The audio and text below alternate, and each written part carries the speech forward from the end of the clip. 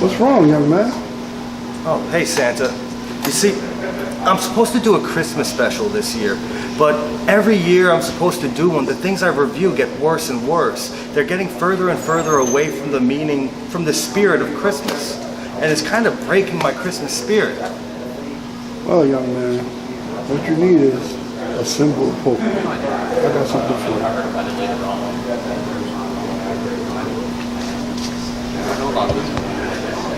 Merry Christmas, ladies, gentlemen, and otaku alike.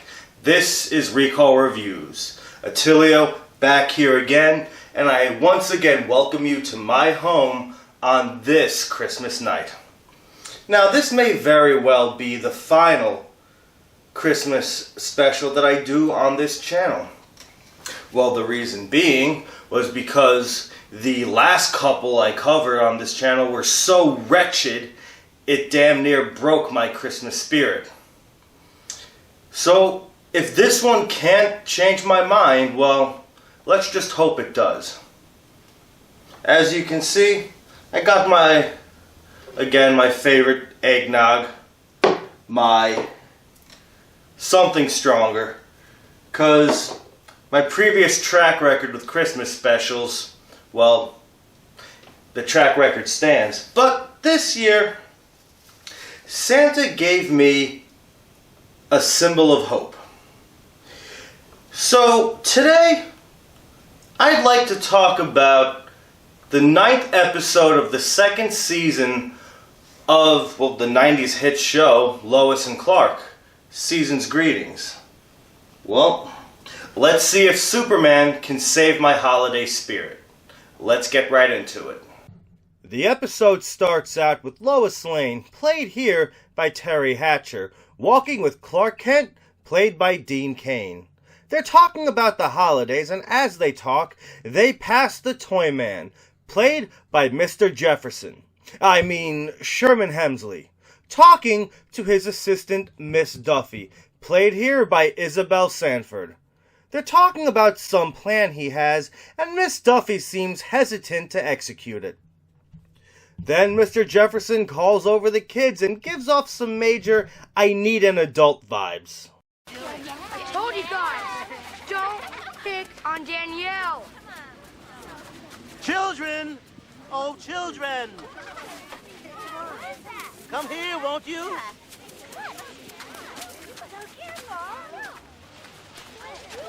I have something I want to give to you. You're not some kind of weirdo, are you, mister?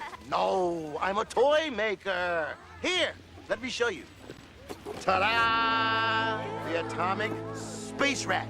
Wow. Where'd the gun shoot? Use your nose. Oh, stinks! Cool. He explains what the smell does in a manner almost as scene-chewing as Willem Dafoe in Spider-Man. Greed, Miss Duffy. The rats make the children greedy.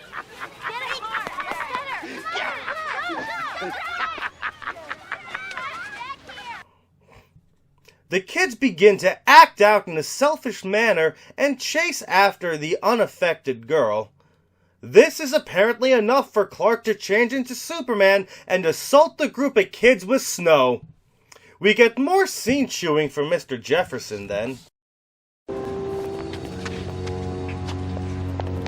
The rats go on sale first thing tomorrow morning. Every toy store in Metropolis will carry them. Every child will want one. Everyone who comes near them will smell them and, oh, Miss Duffy, what a Christmas this will be! You know, this actually isn't a bad setup for a Christmas story.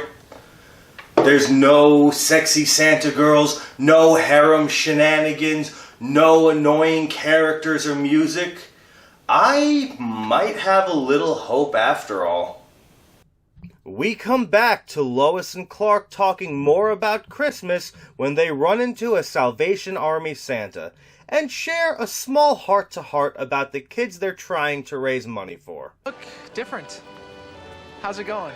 Well, I wish I could say great, but so far you're way ahead in the generosity race. It's too bad, too, because these kids really deserve better. I guess people can't even imagine what it's like to be an orphan at Christmas. Boy, this guy's good. Lois, why don't you go ahead? I want to stay and talk to Santa.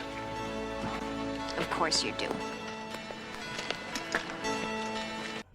Then we go to the Daily Planet where we meet Perry White, played here by Sam Lane, and Jimmy Olsen, played by Justin Whalen. They're setting up a Secret Santa draw, while Lois comes in ranting and raving about her displeasure with Christmas. Do I have a choice? Excuse me?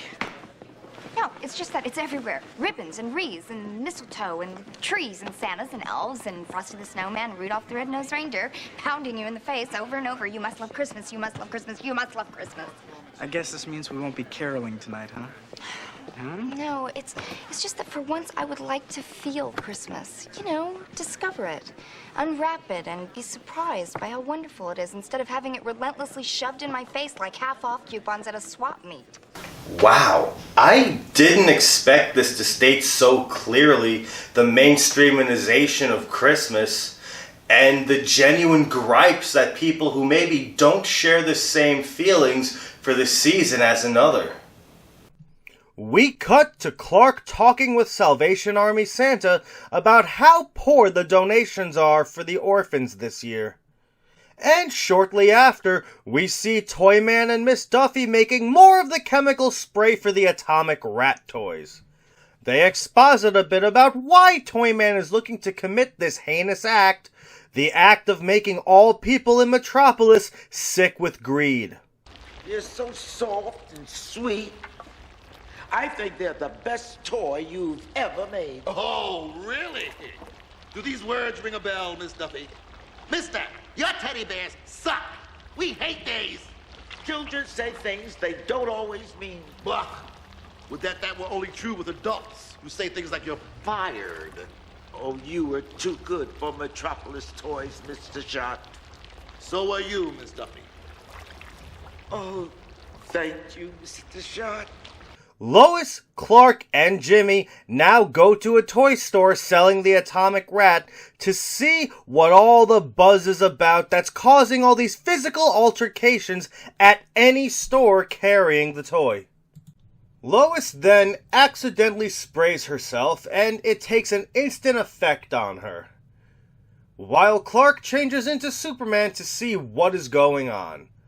He also asks the store owner if he would be willing to donate toys to the orphans. Then, inside the store, we see Toyman talking about the effects of the chemical spray on adults, and how it'll make them act like greedy kids. Then we go back to the Daily Planet, where we see Lois childishly spray Clark and Jimmy with the rat, and it takes an immediate effect on them, making them too act like little kids. Okay. This is the most ridiculous scene in the entire show. And probably the most petty thing a drugged Superman has ever done. I want everything. Oh, hey, look over there. What?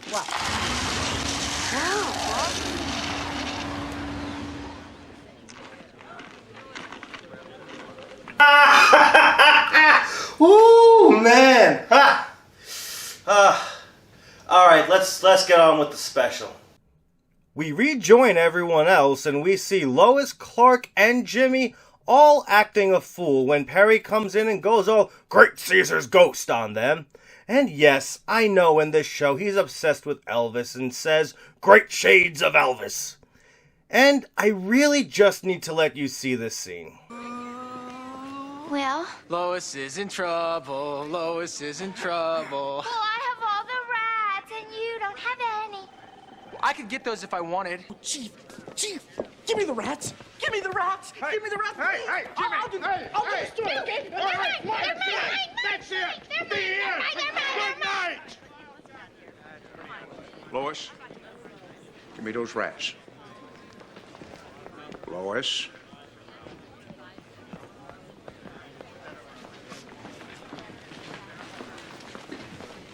All right. Now go back to your desk. Gee, that's really fair. Can I have a rat, Chief? Can I help, please? Clark, you want me to send you to the dark room? Dark room? You heard me. No. Well, then settle down. Go back to your desk.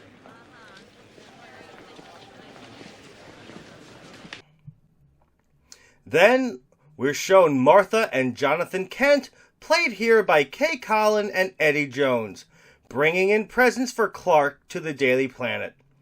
Martha and Jonathan see Perry acting crazy and dancing on his office desk. Obviously, Perry got sprayed by the rat off-screen. Then, Martha sees Clark misusing his powers to again be petty and burn the heel off Lois's shoe. When his mother scolds him, he comes back to his senses, and it's made clear that the chemical has a shorter lifespan on Kryptonian biology. After Clark explains the situation to his parents, we rejoin Toyman and Miss Duffy hiring a group of homeless lumberjack-looking guys to help them. Well, I really should say Toyman does the hiring. It's clear that Miss Duffy doesn't really agree with what's being done here. Clark gets Lois home as Superman, and the next morning feigns the hangover that Lois and everyone else would be feeling after the chemical exposure. Off-screen, Clark did some research and found the warehouse that distributes the atomic rat toys. Joanne, how much money are we making in the last 5 seconds? Surrounded by these things day and night, no wonder the guy's a Well, my nutball. price just doubled. Hey, What, 5? What, there's an invoice over there, see? down? I'll distract you, Greg. Joanne, Go. let me ask you something. Oh, I want! Hey, no. I love the space rat! No. No, I want the space rat! No, Oh, that's give me the my rat, room. give me the- Oh. No. Sorry about Lois. Sorry about that, Mr. Heckelbaum. Joanne! After Lois and Clark get a lead on who is making the rats, we cut to a montage of hired homeless people replacing various items inside of the toy stores with the atomic rats. We come back to Toyman and Miss Duffy talking about their plan again, and we continue to see great hesitation from her to keep going. You used to love children so much. You were so marvelous to them. I'm still marvelous to them. I'm giving them not only what they want, but what they deserve. And it's only temporary. There's no lasting side effects. Yeah, but it just seems like, well... You know, Miss Duffy, I used to always watch you when you used to leave the office every night. You did? Really? Afterwards, we have a really nice moment where Lois is explaining to Clark some memories of a particular Christmas she remembers. You? No, I always have trouble deciding. See, I like the big, pretty ones, but I feel so sorry for the little, scrawny ones. I remember when I was 12, my parents had just split up, so they didn't bother to get a tree. I broke into my piggy bank. I went and found the ugliest, loneliest little tree I could find. I thought if I could make that tree beautiful, that I'd have a great Christmas. So I decorated it with ribbons and popcorn and tinfoil. And? And the needles fell off and it turned black and Mom threw it out. The next day, Lois gets the results of the analyzed chemicals in the rats, while Jimmy lands himself in hot water with the girl he likes due to his blackout actions running the Secret Santa in the office. Perry and Jimmy bond a little over their now-to-be-lonely Christmases caused by the drug trip they had from the rats. Then the Salvation Santa, out of costume, comes to the Daily Planet to see Clark. Santa. Thank you. I'm sorry, I don't know what else to call you. No, Santa is just fine. This is Danielle. She's one of our kids. She helps with the collections. We just thought we'd drop by and say hi and warm up a little before heading back. Hi, it's nice to meet you.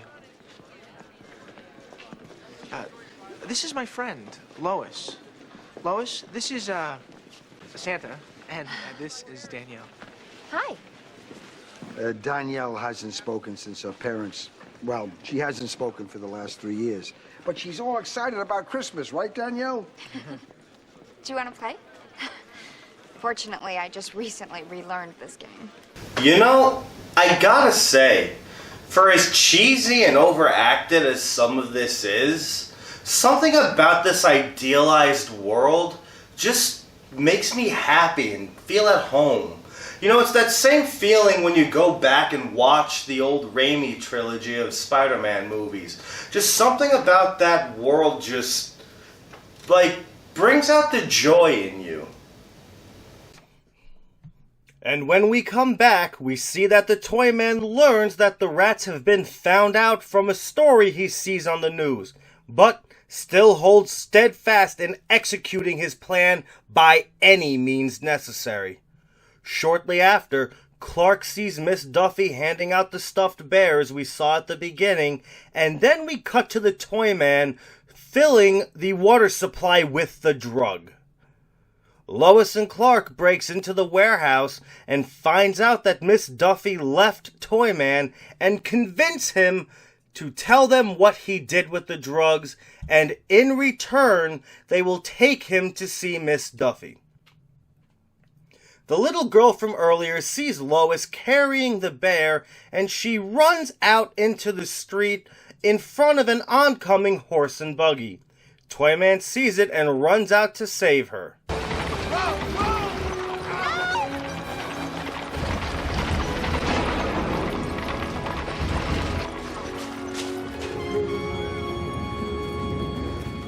Oh, thank you, Superman! Are you all right? Danielle!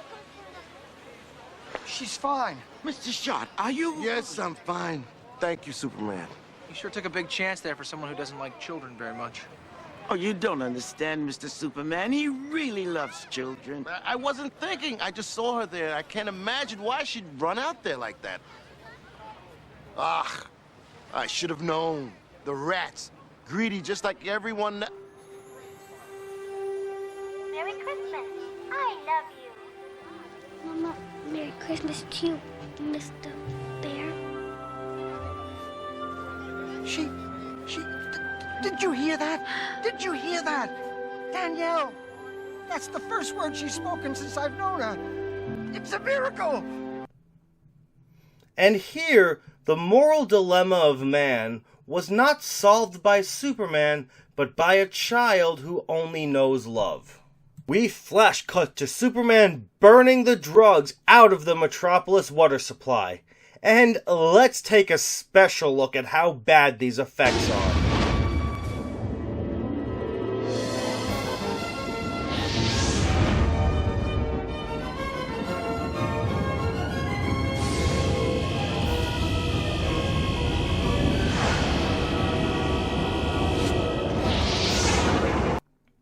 We then jump cut to Superman flying Perry, Jimmy, and Lois in a sleigh.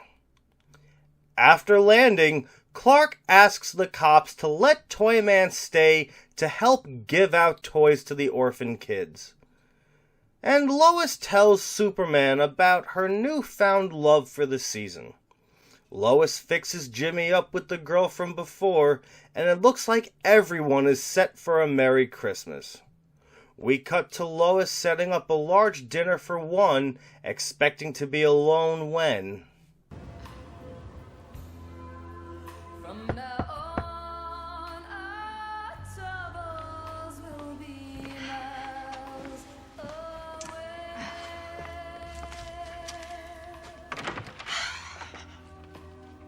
Clark! You came! Oh! Why aren't you in Smallville with your folks? Oh, my plane got snowed in. It did? It's not snowing. It isn't? You were just the best. Oh. From angels bending near the earth to touch them. I wonder where Superman spends his Christmas.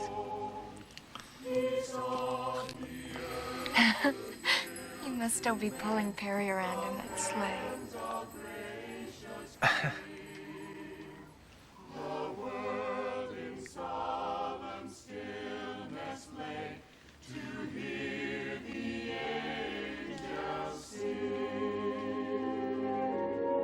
Well, there you have it.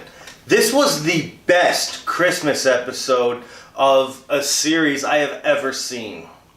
And yes, I know the funny factor wasn't as prevalent in this episode as it's been in episodes past, but I just really wanted to show that there do exist good Christmas episodes of shows.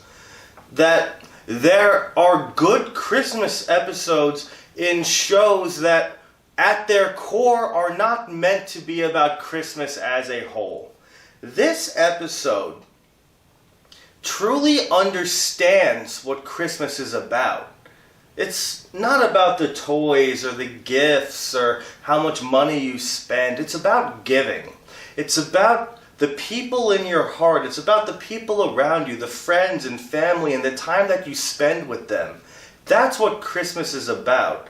This was a good commentary on how mainstream and commercial that Christmas has become over the years. You know, I can say Superman restored my holiday spirit. Well, with all that said, you have yourselves a safe and Merry Christmas and a Happy New Year. And tune in next time, because I'll see you in 2022.